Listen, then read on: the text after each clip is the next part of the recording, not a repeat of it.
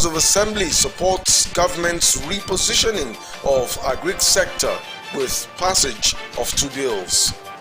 Military assures of seamless transition of power on May 29.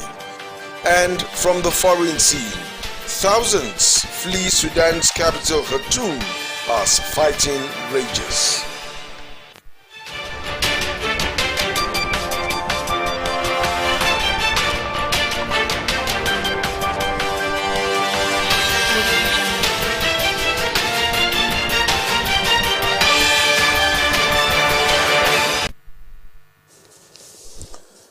Good evening and welcome to the news at 7. I am Akinwumi Abodunde. Tonight we begin with governance. Ondo State government has reaffirmed its commitment to high standards in its educational institutions for effective human capital development. The acting governor, Lucky Ayedatiwa, gave the assurance while receiving the report of the 7-man committee set up on the upgrade of Rufus Giwa Polytechnic, Owo. Government House correspondent Timilei Falade has details. On the 23rd of December 2022, Ondo State government set up a 7-man committee to see to the possibility of upgrading the Rufus Giwa Polytechnic, Owo, into a University of Science and Technology. Presenting the report of the findings and recommendations, chairman of the committee and former vice chancellor of Obafemi Awolowo University, Ile-Ife, Professor Michael Faborode, said it was an honor to have been considered for the great assignment. Professor Faborode said the committee has completed the first phase of the assignment, noting that the next phase, which is more important, would be speedily attended to meet the takeoff timeline of October 2023. The products of the new university will emerge as well-rounded, knowledgeable graduates with the capacity for creativity, total quality management, and self-confidence in surmounting challenges of the rapidly changing technological world. That is a university that will define technology and bring out its uniqueness to instigate human development through novel application of management sciences to statecraft. In other words, managing technology beyond designs and innovations to products of societal developments, creating production systems, jobs, and sustainable livelihoods for the people of Ondo State and humanity together. Acting Governor Lucky Ayedatiwa lauded the committee for its wide consultations before coming up with a report and said an informed decision would be taken based on the committee's recommendations. Ayedatiwa reiterated the commitment of the present administration to elevating the standard of education in the state.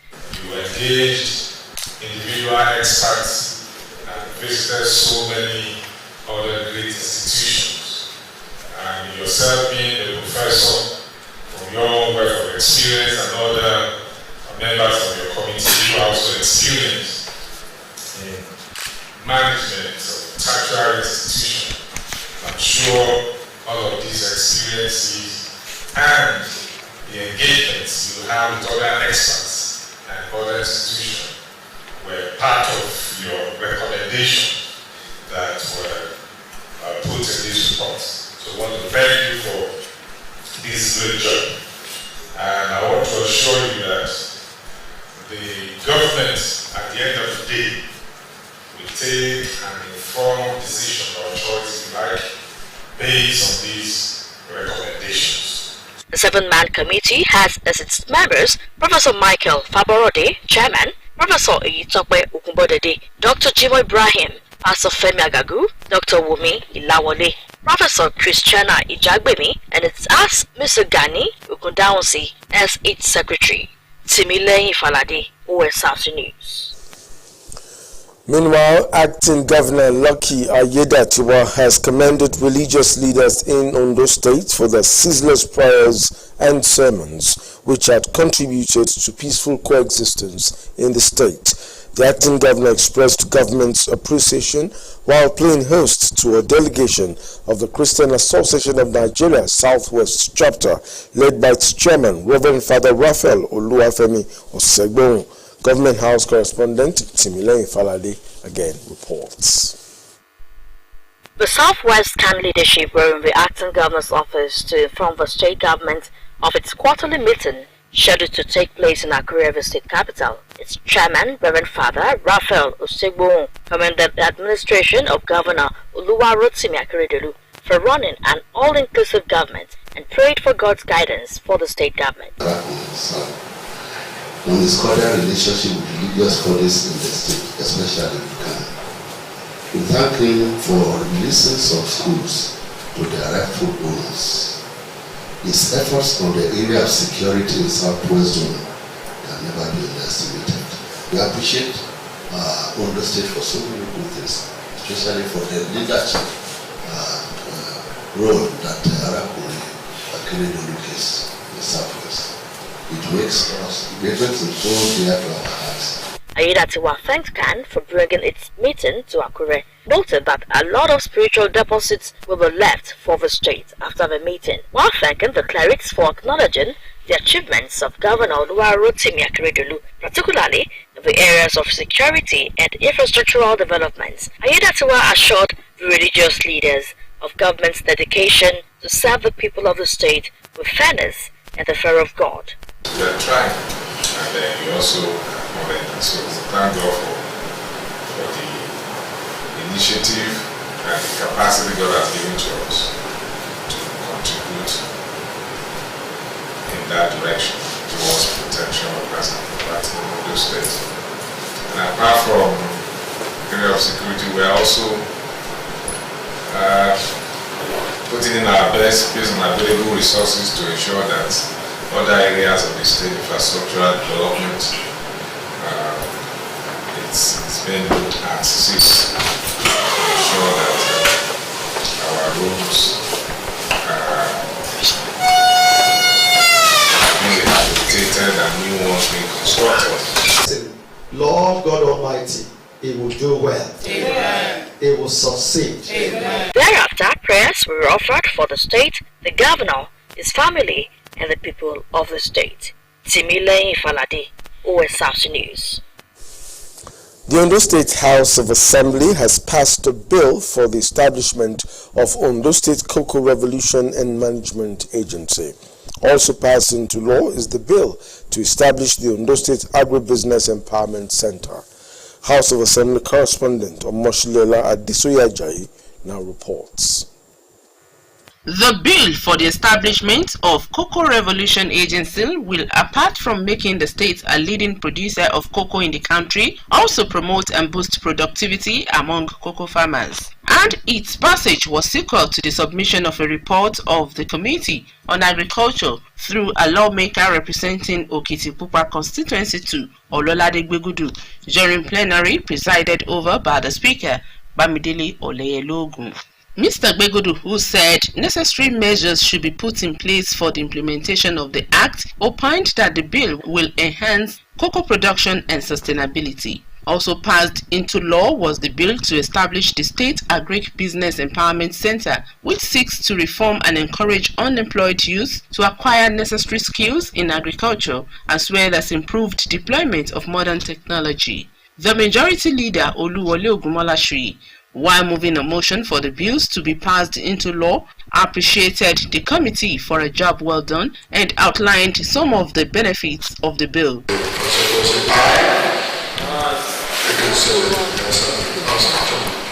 Other lawmakers expressed optimism that the bills, when assented to by the governor, will no doubt enhance the living standard of farmers and boost the revenue of the state. Omoshiliola Adesoyajayi, Osrc News. The federal government has declared tomorrow and next Monday as public holidays for Muslims in the country to celebrate the end of Ramadan. In a statement, the Minister of Interior, Rauf Aregbesola, wished the Muslim Ummah a happy celebration and asked them to imbibe the virtues of kindness, love, tolerance, peace, self-denial and sacrifice, adding that the deep spiritual consciousness of Ramadan should remain with them always. Aregbesola assured Nigerians that President Muhammadu Buhari is fully committed to a peaceful transition of government following successful elections, adding that he is committed to ensuring security of life and property of every citizen and foreigner in the country. Consequent upon the declaration of tomorrow and Monday as public holidays by the federal government, the Nigeria Security and Civil Defense Corps, Ondo State Command, has deployed over 1,000 officers and men to beef up security in the state. The Ondo NSCDC said there is the need to protect critical national assets and infrastructure of government before, during, and after the Salah celebration. The command tasked personnel to ensure safety of the people and effective protection of those who will take part in various religious activities. You're watching the news at 7 on Osrc television. You can also watch us live on our website www.osrc.ng or follow us on Facebook at OSRC TV. On YouTube, you can subscribe to our channel, OSRC TV Ondo. The news continues shortly. Please stay with us.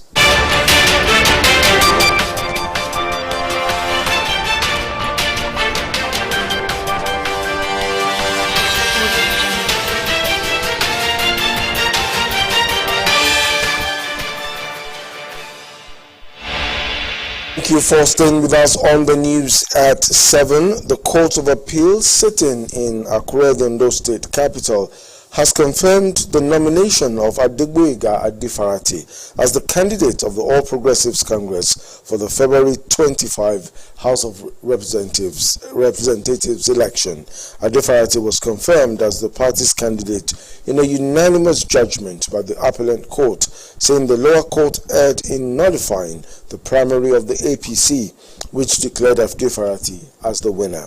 Adefarati was chosen as the candidate of the APC for the Akoko Southwest Southeast Federal Constituency by the party, but a federal high court nullified his candidacy. The lower court, which nullified the primary conducted by the APC, had declared that the party has no candidate for the 2023 House of Representatives election in the federal constituency and restrained Adefarati from parading himself as flag bearer of the party in the election. Staying with politics, the Independent National Electoral Commission (INEC) has tackled the governorship candidate of the All Progressives Congress in Adamawa State, Aishatu Binani Dahiru, over claims that electoral officials colluded with the incumbent governor and candidate of the People's Democratic Party, Ahmadu Fintiri, to deny her victory. In a statement, INEC National Commissioner Festus Okoye said the insinuations by Binani are fabrications and mischievous. According to Festus Okoye, no such visit or meeting took place, let alone the compilation of any purported list of collation and returning officers, adding that such meeting would have been contrary to the oath of neutrality that all staff of INEC swore to. Binani, who has since approached the court to challenge the victory of Fintiri, had in a statement claimed that some INEC national officers from Abuja held a suspicious night meeting with the Adamawa State Governor at the Government House. The Defense Headquarters has assured of seamless handing over to a new civilian administration on May 29. The Military High Command said it will work with the police and intelligence community to nip in the bud all threats to national security. Director of Defense Media Operations, Major General Musa Damadami, at a briefing at the Defense Headquarters in Abuja, said as far as the internal security of the nation is concerned, the police is the lead agency, adding that the army will only provide assistance to civil authority and civil power. He said that the intelligence community is working round the clock, just as the armed forces will continue working to ensure there is peace and tranquility.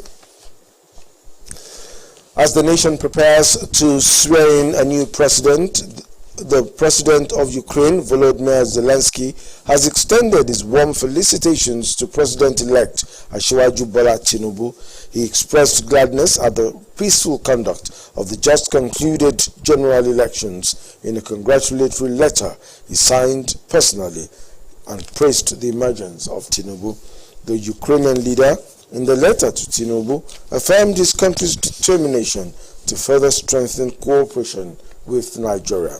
Zelensky also extended an invitation to the president-elect to visit Ukraine as soon as he settles down in office after his inauguration on May 29. Some stakeholders of the Alade Okun Royal Stool of Alade community in Idore local government area of Ondo State have appealed to the government to prevent attempts to disrupt the prevailing peace in the ancient town.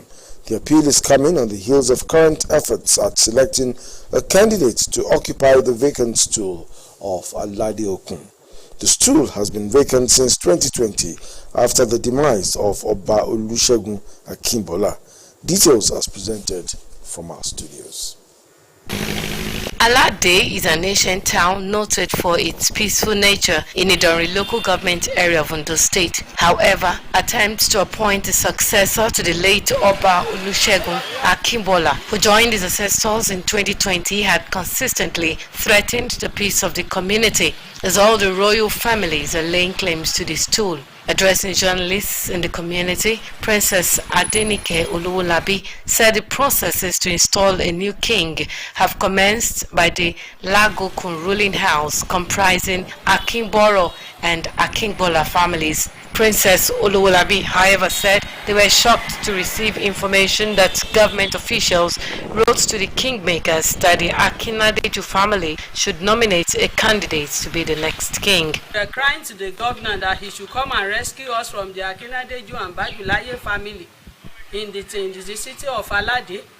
The kingship has been gazetted. There is a white paper that back it up. The last king spent 25 years. There was no trouble. There is only one ruling house that comprises the Akimboro and the Akimbola. And Akimbola was the last king. It is now the turn of the Akimboro to select the new Oba. Now we have been in the process, we've been holding meeting. So the Akinadeju now, they went for a kangaroo judgment. And they now brought it to disrupt the peace of Alade. We've been on this for years now, we've been holding meeting. And so we don't know. You don't shift a goalpost in the midst of the game. According to the Akimboro royal spokesperson, the nomination of any member of Akinadeju family for appointment by the state government as Alade Okun was a violation to the provision of the chief's law. There is only one ruling house. They are not part of it. They can't. They can't be of Oba Alade. They are not part of it. It is being gazetted. There is white paper that back it up. The ministry, chieftaincy affairs, their duty is to hand over the staff of office to the Oba that has been elected. But now, they are now writing that they should select, calling the Bajulaye and the Akinadeju to present, which does not, is not within their jurisdiction. That is why we have now go to court. So we have put injunction onto the kangaroo meeting of what they have done. Speaking with Osrc on the matter, Commissioner for Local Government and Chieftaincy Affairs, Amidu Takoro, said it is not in the habit of the administration of Governor Akeredolu to interfere in chieftaincy issues of any community. According to Takoro, Ondo State government has always followed due process in line with available records. The Federal High Court in Abuja, presided over by Justice Obiora Egwoto, has fixed May 30 and 31 for continuation of the trial of Ali Bello, a nephew to Governor Yahya Bello of Kogi State, who is being prosecuted by the Economic and Financial Crimes Commission over a 3 billion naira fraud allegation. Bello was arraigned alongside two others at the Federal High Court on 18 charges of money laundering and misappropriation of about 3 billion naira. The court had admitted Bello and 3 others to bail on February 20 in the sum of 500 million naira. The federal government says plans are already underway to see to the evacuation of Nigerians in Sudan as that country's crisis continues to deepen. This move was occasioned by a request made by Nigerian students pleading that they be evacuated from the currently troubled Sudan. The federal government, through the Nigerians in Diaspora Commission, said meetings are on to handle the evacuation process. It assured that the National Emergency Management Agency, which is in charge of emergency evacuations, is consulting with the Nigerian mission in Sudan and other relevant agencies. NIDCAM chairman and CEO Abike Dabiri Erewa urged all Nigerian students in Sudan, as well as Nigerians living in that country, to be security conscious at all times. A new ceasefire attempt between Sudanese troops and paramilitary troops in Khartoum has so far been unsuccessful, hardening concern over diminishing food provision and a breakdown of essential medical services. Odunayo Soya reports. Explosion and gunfire shake Khartoum. Despite a ceasefire announcement, the fighting between the Sudanese army and the paramilitary rapid support forces shows no sign of easing. The humanitarian cost is rising. Hundreds of people have been killed and thousands are injured. Healthcare services have been brought to a standstill after heavy bombardment. Hospitals and clinics are closed, leaving patients untreated. Ambulances have been targeted, preventing them from reaching the wounded. The doctors had to evacuate all the cases, except the cases inside the intensive care units. There is a shortage in staff, medicine and oxygen. The hospital is witnessing a shortage in many things, even the doctors we have left. The streets are eerily quiet. People say they are afraid to leave their homes. They have been dealing with strikes and fire. Others have been assaulted. Khalid Usman's mother was killed by a shrapnel. He was actually at her house in the living room, trying to take shelter over there, when a sudden mortar landed right outside their house, and she caught one of the shrapnels that came from the mortar and died almost immediately.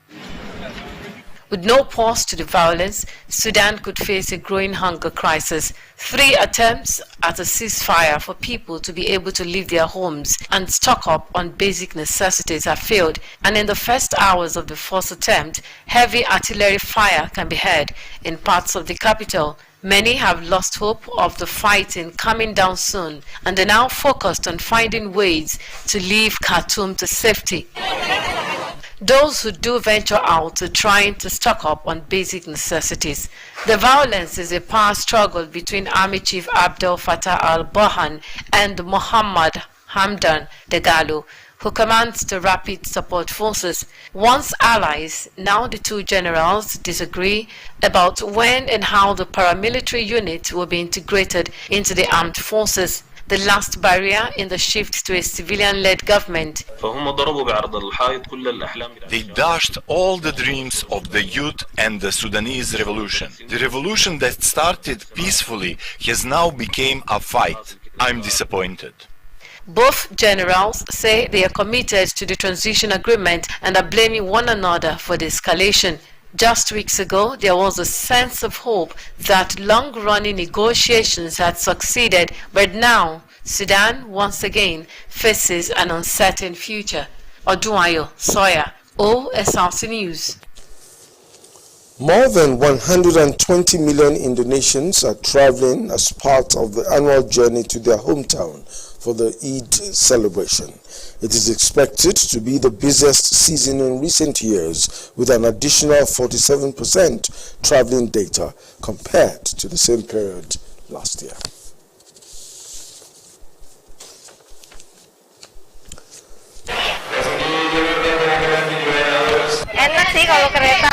I want to go to my hometown because my parents are there, so I'll make the effort to go back.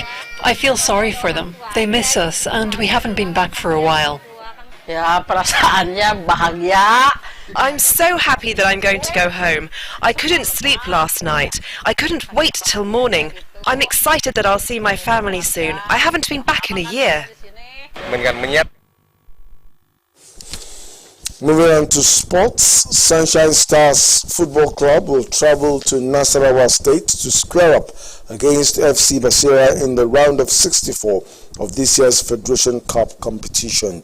Also, Nigeria's only team left in African club competitions this year, Rivers United FC, will be up against two-time CAF champions and league winners Enyimba FC of Aba in what is indisputably the star match of the competition. The Pride of Rivers will host Tanzania's Young Africans in the first leg of their CAF Confederation Cup fixture in Uyo on Sunday, and will then have the clash with Enyimba FC as vintage preparatory match for the return leg in Dar es Salaam.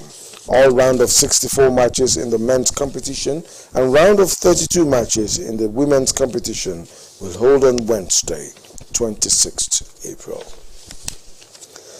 The Nigeria Football Federation has reaffirmed that the Interim Management Committee of the Nigeria Premier Football League will be allowed to remain in office and conclude its mandate before any action can be taken on a board for the NPFL. The president of the NFF, Ibrahim Guso, while commending the IMC for the great job it is doing to reposition the elite division of the domestic league, said the IMC will remain in office to complete its tenure as extended by the NFF. The president of the present IMC of the MPFL is led by Benga Elegbeleye. Guso, however, said the new boards of the Nigerian National League, the Nigeria Women Football League, and the Nigeria Nationwide League will be constituted within the next 1 month. And also in the news at 7, another look at the major stories. The Ondo State Acting Governor, Lucky Aiyedatiwa, has received the report on the proposed upgrade of the Rufus Giwa Polytechnic to a University of Technology. Aiyedatiwa, while restating government commitment to quality tertiary education, said the administration of Akeredolu will take informed decision on the report. The House of Assembly has passed 2 bills into law. They are the Cocoa Revolution and Management Agency Bill and the Ondo State Agribusiness Empowerment Center Bill for enhanced productivity. The Defense Headquarters has assured Nigerians of a seamless transition of power on May 29. And from the foreign scene, we told you that thousands have fled Sudan's capital Khartoum as fighting rages despite 4 attempts at a ceasefire. That's it on the news at 7. Thank you for being a part of it. Good night.